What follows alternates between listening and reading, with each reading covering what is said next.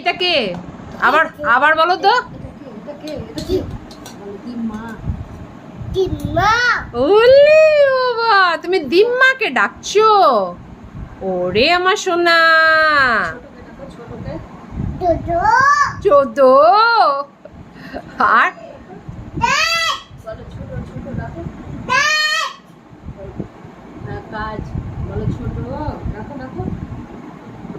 আর মামা কই? মামা মামা ডাকো তো পাপা, মামাকে ডাকো তো। হ্যাঁ ওটা গম আছে বেটা।